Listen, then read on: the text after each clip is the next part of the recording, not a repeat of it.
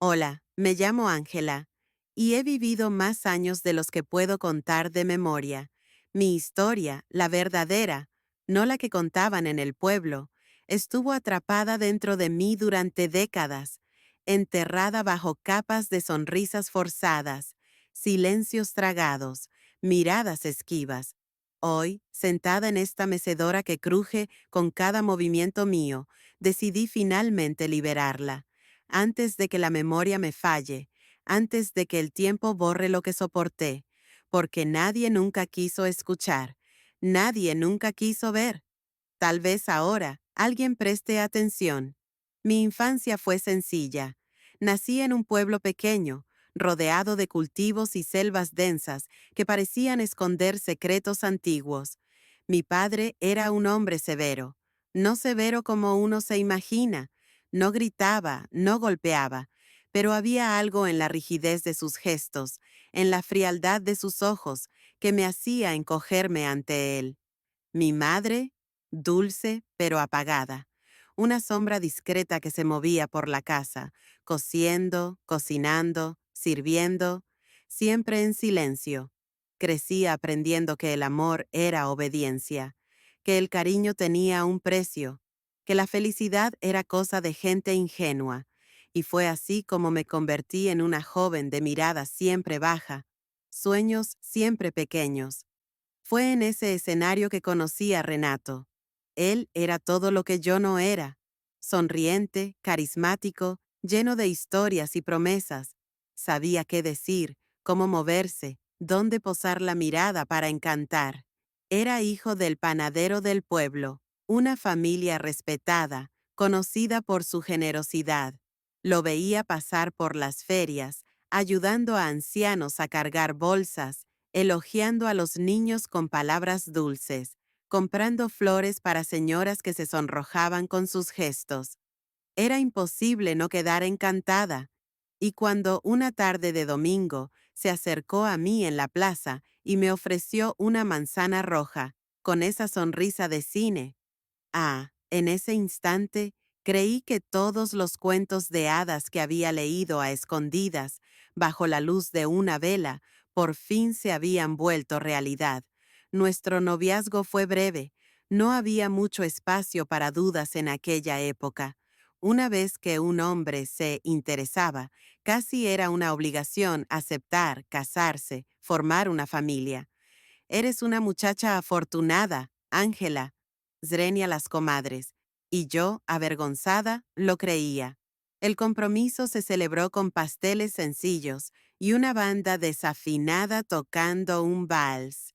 Recuerdo el vestido que llevé, azul pálido, cosido por mi madre en noches. Silenciosas. Y recuerdo los ojos de Renato ese día. Brillaban, pero no de amor. Brillaban de posesión. Tardé mucho en entender eso. Nos casamos en la pequeña iglesia del pueblo, con las velas titilando y las campanas sonando fuerte. Recuerdo que, mientras caminaba hacia el altar, pensaba que mi vida comenzaba allí. Y sí comenzó, pero no de la forma en que yo soñaba. Nuestra casa nueva era pequeña, pero encantadora. Ladrillos rojos, un pequeño jardín al frente, una cerca blanca recién pintada. Mientras todos los vecinos felicitaban a Renato por la conquista, ¡qué hombre trabajador! Component Placement, un esposo de oro. Yo aprendía, en silencio, a interpretar las señales. En el primer mes de casados, descubrí que su amabilidad tenía hora y público. Cuando estábamos solos, la máscara caía. No de forma violenta, no todavía. Era en los detalles. Si la sopa estaba muy salada, sus ojos se oscurecían y soltaba una risa seca que me helaba hasta los huesos. Si el pan estaba duro, simplemente empujaba el plato lejos, sin decir palabra, dejando que el silencio pesara entre nosotros como una maldición. Pequeñas desaprobaciones, pequeños castigos. Nada que pudiera señalar, explicar, pedir ayuda. Nadie lo creería. Él sonreía para todos, menos para mí. Las mañanas eran las peores. Me levantaba antes del amanecer, preparaba el café, arreglaba la casa, cocinaba el almuerzo, cosía, lavaba ropa en el lavadero. Todo tenía que estar perfecto. Si la cama no estaba estirada como a él le gustaba, una sola mirada bastaba para hacerme derrumbar. Si olvidaba poner el café en su taza favorita, no decía nada. Solo se levantaba de la mesa y se iba, dejándome sola con el peso de la culpa. Aprendí a anticipar sus movimientos, a prever sus humores, a anularme antes de que él necesitara hacerlo por mí. El tiempo pasó. A los ojos del pueblo éramos la pareja perfecta. Renato ayudaba en la misa, organizaba fiestas de San Juan, donaba canastas de comida para los pobres. ¿Y yo? Yo era la sonrisa tímida a su lado, la mujer bendecida que todos envidiaban en silencio. Nadie veía las noches frías en que él se negaba a compartir la cama conmigo, exiliándome al sofá como castigo por alguna falta imaginaria. Nadie escuchaba las palabras que me susurraba solo a mí, con esa voz dulce que sonaba a veneno. Sin mí no eres nada. ¿Quién más aceptaría a una mujer tan inútil como tú? Yo lo creía, realmente lo creía.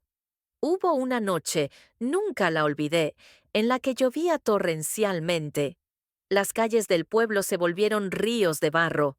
La luz se fue. Solo teníamos velas iluminando la casa. Preparé un guiso para nosotros, simple, caliente, hecho con lo que quedaba en la despensa. Él llegó tarde, ebrio. No era común. Renato sabía mantener las apariencias, pero esa noche algo estaba distinto. Cuando puse el plato frente a él, me miró con desprecio. Volteó el tazón sobre la mesa, dejando que el caldo escurriera y goteara al suelo. Yo, de pie, temblando, sin saber qué hacer, pedí perdón. En voz baja, como una niña asustada, se acercó. Me agarró de la muñeca, no con brutalidad, pero con una fuerza helada, cruel, y sin alzar la voz murmuró: «Todo lo que tocas, lo arruinas». Luego me soltó como si estuviera sucia. Subió al cuarto y cerró la puerta de un golpe. Me quedé allí, en la oscuridad, con los pies descalzos empapados en sopa fría, sintiendo cómo las lágrimas se mezclaban con la lluvia que entraba por la ventana rota. Fue esa noche cuando entendí que el Renato del pueblo no existía. Era una máscara, una creación perfecta para un público que aplaudía sin cuestionar. El verdadero Renato vivía dentro de esas paredes. Y yo era la única testigo. Los domingos había misa en la iglesia de la plaza. Renato insistía en exhibirme como un trofeo. Me hacía usar vestidos floreados, regalos que él compraba en fechas especiales, siempre con cuello alto, mangas largas cubriendo mi piel. La discreción es virtud de una mujer decente, decía él, con una sonrisa barnizada. En la misa todos nos miraban con admiración. Él me apretaba la mano con un cariño aparente y yo sonreía. ¡Ah, cómo sonreía! Sonreía para ocultar el vacío, sonreía para sobrevivir. Fue en esa época cuando comencé a crear pequeños refugios secretos, lugares y momentos donde él no podía alcanzarme. Entre ellos estaba el desván de la casa. Era un lugar polvoriento, lleno de cajas viejas y muebles rotos. Nadie iba allí. Era mi reino silencioso. Entre esas paredes húmedas me permitía llorar bajito, escribir cartas que nunca enviaría, recordar quién había sido antes o quién había soñado ser. Las cartas. Empecé a escribir como si hablara conmigo misma. Pequeñas confesiones, desahogos, pedidos de auxilio que jamás serían entregados a nadie. Las escondía en las rendijas de la pared del desván, entre tablas sueltas y agujeros ocultos. Era el único lugar donde mi voz aún existía. Las humillaciones de Renato se intensificaron. Ya no eran solo silenciosas. Empezaron a volverse públicas, aunque disfrazadas de bromas. Ángela vive en las nubes. Mi esposa ni siquiera sabe freír un huevo.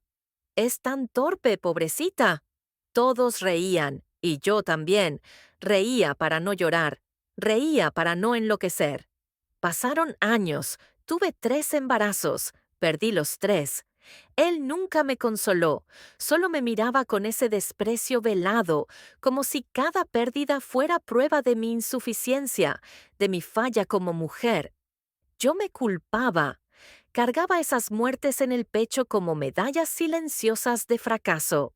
Con el tiempo, el pueblo cambió, nuevas familias llegaron, nacieron nuevas generaciones. Pero Renato seguía siendo el mismo, la misma sonrisa para los demás, la misma sombra dentro de casa. Recuerdo una noche especialmente fría. Él llegó a casa con invitados, compañeros de trabajo. Esperaba una recepción impecable, aún sin haber avisado. Preparé todo lo que pude, corriendo como una condenada. Mesa puesta, vino barato, pan calentito, y aún así encontró motivos para burlarse de mí frente a ellos. ¿Dónde tienes la cabeza, mujer? Olvidaste el queso. Risas. Él me miró como quien tira de una correa invisible. Yo me incliné, pedí disculpas, corrí a la cocina. En el fondo lo sabía, no era por el queso, nunca era por el queso, era por el placer de reducirme. Las noches solitarias me hundieron cada vez más en mis pensamientos. A veces pasaba horas mirando por la ventana, observando la neblina arrastrarse por las calles, como si la tristeza misma tuviera forma. Y fue en ese estado de letargo que un día encontré algo inesperado. Mientras organizaba el desván, mi pequeña trinchera secreta, moví una tabla suelta detrás de un baúl antiguo y allí, entre las rendijas, encontré un pequeño paquete envuelto en tela gruesa. Cartas. Muchas cartas. No eran mías, eran de Renato. Cartas de amor, cartas antiguas, cartas para otra mujer. Las cartas estaban amarillentas por el tiempo, algunas casi deshaciéndose al tocarlas. Con las manos temblorosas desenrollé el primer sobre. La letra me era familiar, pero el tono era de un Renato que yo nunca había conocido. Amor mío, cada día lejos de ti es una tortura. Prometo que pronto tendremos nuestra vida juntos, lejos de todo y de todos. Sueño con el momento en que serás mía para siempre. Firmadas, Renato. Fechadas 6 meses antes de nuestro matrimonio. Mi corazón se aceleró. Seguí leyendo. Frases apasionadas, promesas de amor eterno, planes para escapar juntos a otra ciudad. Una mujer llamada Isabela. ¿Quién era ella? ¿Dónde estaba ahora? ¿Por qué esas cartas estaban escondidas, enterradas dentro de nuestra casa? Por primera vez en muchos años, la rabia superó al miedo. Toda la sumisión, el temor, la resignación, todo se derrumbó dentro de mí como un castillo de naipes podrido. Él me había aprisionado en un matrimonio vacío, y aún así, ¿era capaz de escribir esas palabras a otra? Esa noche bajé a la sala con las cartas en la mano. Renato estaba sentado en el sillón leyendo el periódico, como siempre. Cuando me vio, arqueó una ceja, curioso. ¿Qué es eso? Zrenia preguntó, con esa voz falsa de tranquilidad. Sin decir una palabra, arrojé el paquete de cartas en su regazo. Por un momento, el mundo se detuvo. El reloj en la pared parecía marcar cada segundo con un chasquido ensordecedor. Renato leyó algunas líneas, su rostro se endureció. Luego, muy tranquilamente, dobló el periódico y dijo: «Eso no es asunto tuyo. Esas palabras fueron la chispa. Me vi gritando, gritando como nunca antes, gritando años de humillación, desprecio, dolor acumulado». Él permaneció sentado, callado, indiferente, como si yo fuera una molestia cualquiera, como si mis lágrimas fueran invisibles. Esa noche subí al desván y cerré la puerta con llave. Pasé horas allí, abrazada a las cartas, llorando todo lo que aún quedaba dentro de mí, y tomé una decisión. Iba a sobrevivir, iba a escapar. No fue rápido, no fue fácil. Durante meses planeé en secreto. Reuní pequeños ahorros vendiendo costuras a las vecinas. Planeé mi ruta. Esperé el momento adecuado, hasta el día en que, mientras él asistía a una reunión de la parroquia, huí. Huí con una pequeña maleta de mano, algunas ropas y las cartas como testigos silenciosos de lo que había soportado. Nunca volví, nunca más. Hoy, tantos años después, miro hacia atrás y no solo veo a la mujer rota que fui, sino también a la mujer que reconstruyó su vida. Hoy todavía llevo las cicatrices, algunas invisibles, otras no, pero también llevo la certeza de que sobreviví. Y tú, que estás escuchando mi historia ahora, debes recordar: nadie merece vivir a la sombra de otra persona. Nadie merece cargar culpas que no le pertenecen. Si sientes que has perdido tu voz, sabe que todavía está ahí, esperando por ti, así como la mía me esperaba a mí. Si esta historia te tocó de alguna manera, like al video, dejar tu me gusta y seguir.